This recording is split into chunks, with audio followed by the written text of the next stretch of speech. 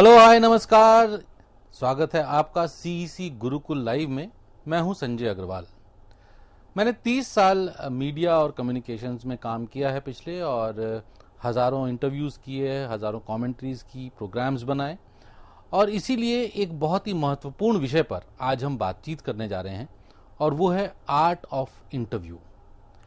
Art of interview, interview यानी भेंट वार्ता, साक्षात्कार, बातचीत। हालांकि अगर हिंदी में देखें तो इन तीनों के मतलब अलग हैं, लेकिन तीनों ही इंटरव्यू के लिए इस्तेमाल किए जाते हैं। कैसे अलग हैं इसके बारे में हम बाद में बात करेंगे। लेकिन इंटरव्यू क्या है और क्यों ज़रूरी है? इसलिए ज़रूरी है इंटरव्यू क्योंकि जब आप जर्नलिस्ट के तौर पे काम करेंगे तो इंटरव्यू आपका सबसे बड़ा हथियार होगा जानकारी हासिल करने का। क्योंकि जब आप लोगों से बात करेंगे, उनसे जानकारी लेंगे, उनको इंटरव्यू करेंगे। इंटरव्यू का मतलब भेंट वार्ता, भेंट वार्ता मतलब किसी से भेंट की और उससे वार्ता की। साक्षात्कार, साक्षात्कार साक्षात जब हम आमने सामने होते हैं तब हमने बातचीत की। हालांकि भेंट वार्ता में आजकल जब ये शब्द इजाद किए गए थे तब शायद भेंट वार्ता का मतलब यही होगा कि आमने सामने बैठकर भेंट करेंगे। लेकिन अब आप फोन पर कर सकते हैं, आप वीडियो कॉल कर सकते हैं, आप आमने सामने बैठकर कर सकते हैं। तो भेंट वार्ता के बहुत सारे मतलब हैं। और बातचीत मतलब जैसे हम बोलते हैं आपस में एक दूसरे के साथ। तो जर्नलिस्ट के तौर पर आपको बहुत लोगों से बातचीत करनी पड़ेगी, उनसे भेंट करनी पड़ेगी जानकारी हासिल करने के लिए। और इसीलिए इंटरव्यू की जो तकनीक है उसमें सिद्धता हासिल करना बहुत ज़रूरी है एक कामयाब जर्नलिस्ट बनने के लिए। क्या है?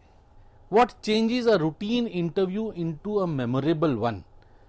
सबको लगता है इंटरव्यू करना बहुत आसान है। क्या है, आप किसी के पास गए, उससे पूछा कि हाँ भाई बताइए आपका क्या नाम है, अच्छा आप क्या करते हैं, ये आपने कैसे किया। इतना आसान नहीं है इंटरव्यू करना, और अच्छा इंटरव्यू करना। इंटरव्यू आप करके आ जाएंगे, आपको शायद थोड़ी बहुत जानकारी भी मिल जाएगी, लेकिन एक ऐसा इंटरव्यू करना जिसको कि इंटरव्यूई, जिसको आपने इंटरव्यू किया वो भी याद रखे, पढ़ने और सुनने वाले भी याद रखें कि हाँ वाह क्या बातचीत की थी। तो उसके लिए कुछ ज़रूरी चीज़ें हैं। The on air relationship between the interviewer and interviewee. On air मतलब रेडियो और टीवी की जब हम बात करते हैं तो इंटरव्यू और इंटरव्यूई, भेंट करने वाला और जिससे भेंट की जा रही है, उनके बीच में जो आपस में केमिस्ट्री है, जो आपस में समझ है, जो रेपो है, वो बहुत ही महत्वपूर्ण है। अगर आप सवाल पूछ रहे हैं लेकिन सामने वाला अगर जवाब ही नहीं दे रहा है तो फिर देखने सुनने वालों को मजा नहीं आएगा। इसके अलावा N unexpected revelation by the interviewee, कि बातचीत के दौरान जिससे बातचीत की जा रही है उन्होंने कोई ऐसी बात बताई जो किसी को भी पता नहीं थी। मैं आपको ये सब चीजें एग्जाम्पल्स के साथ, अपनी जिंदगी, अपनी प्रोफेशनल लाइफ के एग्जाम्पल्स के साथ बताऊंगा कि कैसे होता है। The provision of new information, आपको नई जानकारी मिली। A revealing insight into a situation और पर्सनैलिटी, जब आप बातचीत कर रहे हैं तो किसी सिचुएशन या किसी पर्सनैलिटी के बारे में। अब आप जो है मान लीजिए बात कर रहे हैं, कोई रेलवे एक्सीडेंट हो गया और आप रेलवे के किसी अफसर से बात कर रहे हैं, और उस बातचीत के दौरान आपको ऐसी जानकारी मिलती है जो कि किसी और के पास नहीं है। या आप कोई पर्सनैलिटी बेस्ड इंटरव्यू कर रहे हैं, आप किसी खिलाड़ी के बारे में, मान लीजिए आप नीरज चोपड़ा के बारे में इंटरव्यू कर रहे हैं, तो उनकी जिंदगी का कोई ऐसा हिस्सा जिसको किसी ने भी नहीं छुआ, वो जब आप अपने इंटरव्यू में निकालते हैं तो ये इंटरव्यू एक यादगार इंटरव्यू बनता है। कितनी तरह के होते हैं interviews? News interview, the purpose is to gather to explain an idea, event और सिचुएशन इन द न्यूज। जब हम न्यूज के लिए इंटरव्यू करते हैं, जो ऑल इंडिया रेडियो की या रेडियो की, टीवी की, अखबार के लिए या डिजिटल प्लेटफॉर्म्स हैं, उनके लिए जब आप न्यूज के लिए इंटरव्यू करते हैं जिसमें कि आप जानकारी हासिल करने की कोशिश करते हैं किसी भी सिचुएशन के बारे में, किसी इवेंट के बारे में, या कोई और अगर मसला है उसके बारे में। अब मान लीजिए आप बात करना चाहते हैं कि भारत और पाकिस्तान, इनके संबंधों के बारे में, तो आपने विदेश मंत्री से बात की या आपने पूर्व विदेश मंत्री से बात की, तो आपने जानना चाहा कि क्या सिचुएशन है आज, इन दोनों देशों के बीच में संबंध कैसे हैं, कैसे सुधारे जा सकते हैं, सुधर भी सकते हैं कि नहीं सुधर सकते हैं। तो ये एक न्यूज के लिए इंटरव्यू हुआ जब आपने किसी चीज के बारे में और जानकारी हासिल करने की कोशिश की। उसके बाद प्रोफाइल इंटरव्यू। प्रोफाइल इंटरव्यू का मतलब होता है जब हम किसी व्यक्ति विशेष के बारे में उससे इंटरव्यू करते हैं। आपने देखा होगा एक रॉन्डेवू विद सिमी ग्रेवाल कार्यक्रम आया करता था, या फिर कॉफी विद करण आया करता था, या शेखर सुमन एक प्रोग्राम किया करते थे। इस तरह के बहुत सारे जो हैं प्रोफाइल बेस्ड जो है चैट शोज और इंटरव्यू शोज होते हैं, जिसमें कि किसी पर्सनैलिटी को बुलाया जाता है, उनसे उनके बारे में बातचीत की जाती है, तो वो होता है प्रोफाइल बेस्ड इंटरव्यू। और उसके बाद जनरल इंटरव्यूज, जो चैट शोज मैंने अभी बोला कि जिसमें थोड़ा मजाक है, थोड़ा सा म्यूजिक है, थोड़ा सी बातचीत है सिचुएशन के बारे में, व्यक्ति के बारे में, इंडस्ट्री के बारे में, या फिर आप बात कर रहे हैं कि अच्छा भविष्य में कैसा हो सकता है, क्या हो सकता है, क्या इलेक्ट्रिक व्हीकल्स जो हैं वो आएंगे नहीं आएंगे, क्या आज से 10 साल बाद पेट्रोल और डीजल की गाड़ियां बंद हो जाएंगी और क्या सिर्फ इलेक्ट्रिकल व्हीकल्स आएंगे। तो ये बहुत सारी चीजें हैं जिनके बारे में कि आप बातचीत कर सकते हैं। ये इंटरव्यू का मसला हो सकता है। पर्पस ऑफ इंटरव्यू क्या है, क्यों करेंगे आप इंटरव्यू? हमने पहले बात की कि जानकारी हासिल करने के लिए करेंगे, हम एक व्यक्ति के बारे में जानने के लिए करेंगे, लेकिन इसके अलावा भी इंटरव्यू के बहुत सारे ऑब्जेक्टिव्स होते हैं, पर्पस होते हैं। Collecting information to expand upon the basic who, what, where, how, when and why. ये 5 W's और एक H जो किसी भी जर्नलिस्ट के लिए बहुत ही महत्वपूर्ण है। कौन, क्या, कहां, कैसे, कब और क्यों। इनके अलावा जब आप जानकारी हासिल करना चाहते हैं, ये 5 W और एक H तो आपकी न्यूज का हिस्सा है, लेकिन जब आप एक अपनी न्यूज को एक्सक्लूसिव बनाना चाहते हैं, आप जानना चाहते हैं कि और इसके बियॉन्ड क्या मैं अपनी न्यूज में डाल सकता हूं, तब आपको इंटरव्यू करना पड़ता है। मान लीजिए आपको खबर मिलती है, आप एक क्राइम रिपोर्टर हैं, आपको खबर मिलती है कहीं क्राइम हुआ, आप वहां गए, आपको ये सब कुछ पता चल जाएगा कि किसके विरुद्ध क्राइम हुआ या कैसे हुआ, कहां हुआ, लेकिन अब आप अपनी रिपोर्ट को एक्सक्लूसिव बनाना चाहते हैं। आप उसमें कुछ ऐसा तथ्य डालना चाहते हैं, ऐसा पुट डालना चाहते हैं जिससे कि लोगों को लगे कि हाँ, ये जो खबर है ये बाकी चैनल से, बाकी अखबारों से अलग है। तो उसके लिए आप अड़ोस पड़ोस के लोगों से बात करेंगे, आप पुलिस वालों से बातचीत करेंगे, हो सकता है आप 2-4 दुकानदारों से बात करें।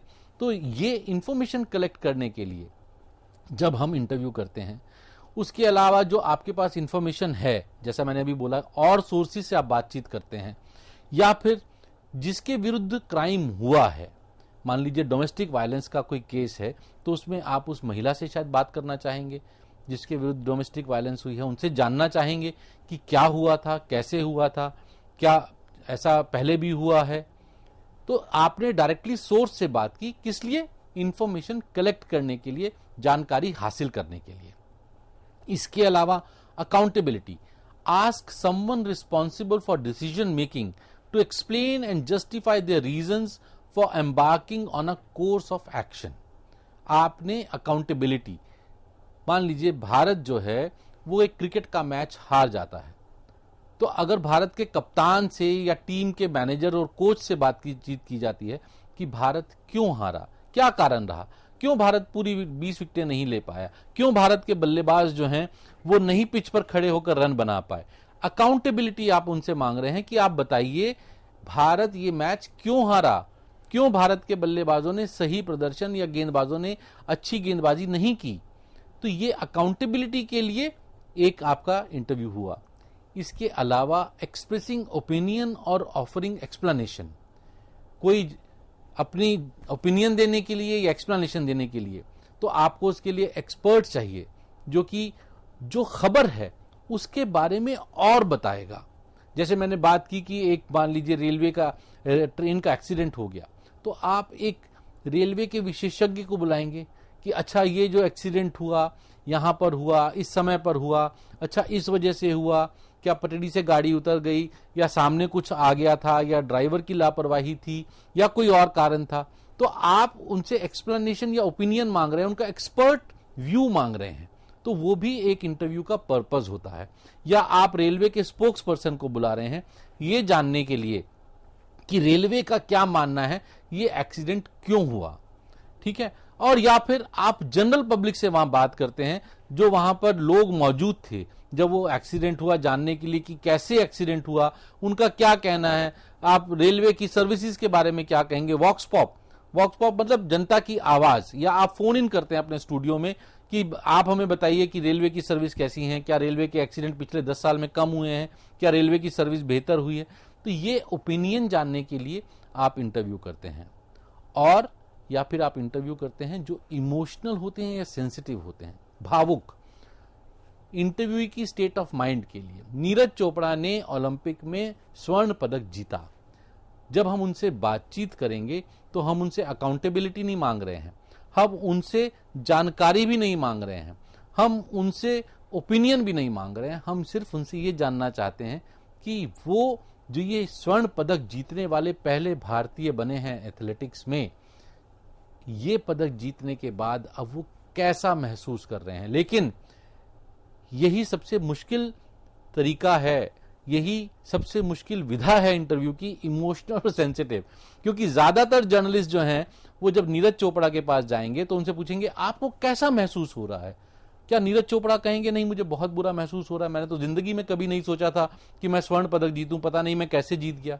अरे भाई वो अच्छा ही महसूस कर रहे हैं। तो ये सवाल हाउ डू यू फील, ये बहुत ही रिडंडेंट है, बहुत ही निरर्थक है ये पूछना कि स्वर्ण पदक जीतकर कैसा महसूस कर रहे हैं। अच्छा महसूस कर रहे हैं तो आप क्या पूछ सकते हैं नीरज चोपड़ा से? आप उनसे पूछेंगे नीरज आज ये स्वर्ण पदक जीतकर आपके चेहरे पर जो मुस्कान आ रही है, इस मुस्कान के पीछे कितने घंटों का अथक प्रयास है, हमारे श्रोताओं को बताइए, हमारे देखने वालों को बताइए, हमारे पढ़ने वालों को बताइए। तब तो बात हुई। तब नीरज चोपड़ा बताएंगे कि हाँ मैं घंटों प्रैक्टिस करता था, मेरे घर वालों ने बहुत सैक्रिफाइस किया, बहुत मदद की, इन लोगों ने। आपने नीरज चोपड़ा को प्रॉम्प्ट किया कि वो बताएं। अब आप उनसे पूछे कैसा लग रहा है, वो कहेंगे बहुत अच्छा लग रहा है, मैं बहुत खुश हूं और मैं हमेशा यही चाहता था। ये सब कुछ कितना क्लीशे है ना, कितना सब जानते हैं कि उनको अच्छा ही लग रहा है, वो बहुत खुश हैं, उन्होंने मेहनत की। लेकिन क्या मेहनत की ये जब सबको बताना जरूरी है? उनके वो जो इमोशंस हैं वो उस मेहनत को बताना चाहता है। एक खिलाड़ी ये बताना चाहता है दुनिया को कि ये ओवरनाइट सक्सेस नहीं है, ये कई रातों का, कई दिनों का, कई लोगों का संयुक्त प्रयास है, अथक प्रयास है, दिन रात की मेहनत है कि आज गले में ये स्वर्ण पदक टंगा हुआ है। आप उनसे वो पूछिए। अब आप कहीं जाएं, किसी के यहां पर कोई मौत हो गई है और आप उनसे पूछे कैसा लग रहा है, क्या कहेंगे? बहुत अच्छा लग रहा है। ये सवाल निरर्थक है। इसीलिए मैं अपने 30 साल के करियर में बार बार जितने भी लोगों को मैंने सिखाया, ये पूछा, आप ये नहीं पूछेंगे कैसा लग रहा है। कैसा लग रहा है सबको पता है, आप उससे आगे जाकर पूछिए कि अगर आपके किसी के घर में अगर कोई मौत हो गई है और आप उनसे पूछे कैसा लग रहा है, नहीं, आप उनको ढांढस बताते हैं। एक इंटरव्यूअर के तौर पर ऐसा नहीं है कि आप सिर्फ जाकर उनसे सीधा सवाल पूछना शुरू करें।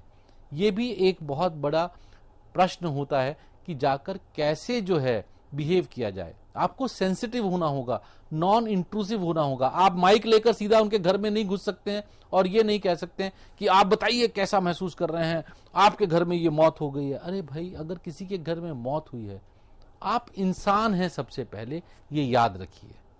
इंसानियत से बड़ा ना तो कोई पेशा है, ना कोई धर्म है, ना कोई फर्ज है। उस इंसानियत के साथ आपको जर्नलिस्ट बनना है। तो सबसे पहले आपको सेंसिटिव होना है, आपको दूसरे व्यक्ति के प्रति संवेदनशीलता लानी होगी, और यही आपके जर्नलिस्ट बनने की सबसे मजबूत सीढ़ी है, संवेदनशील होना। तो आपको दूसरे की भावनाओं को समझना होगा कि वो कैसा महसूस कर रहे हैं। उनसे पूछना नहीं है कि वो कैसा महसूस कर रहे हैं, उसको समझना है, उसको आत्मसात करना है, और फिर उनसे ये पूछना है कि आप बताइए कि ये कैसे हुआ, या अभी आपके घर वालों का कैसे हालत है, या मान लीजिए किसी महिला की मौत हो गई है तो उसके बच्चे कैसे हैं, क्या बच्चे ठीक से हैं, क्या वो इस चीज़ को समझ पा रहे हैं कि उनके साथ क्या हो गया है।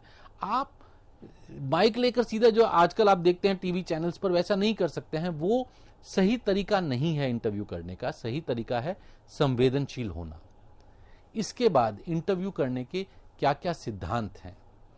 Prepare carefully, familiarising yourself with as much background as possible। बहुत ही डायनामिक इंडस्ट्री है जर्नलिस्ट की, जो काम है वो बिल्कुल खड़े पांव का काम है, इसलिए तैयारी का मौका बहुत कम मिलता है। लेकिन आजकल के जर्नलिस्ट के पास ये एक बहुत बड़ी सुविधा है कि वो ऑन द वे तैयारी कर सकते हैं। जब मैंने अपना करियर शुरू किया था, हमारे पास ये सुविधा नहीं थी।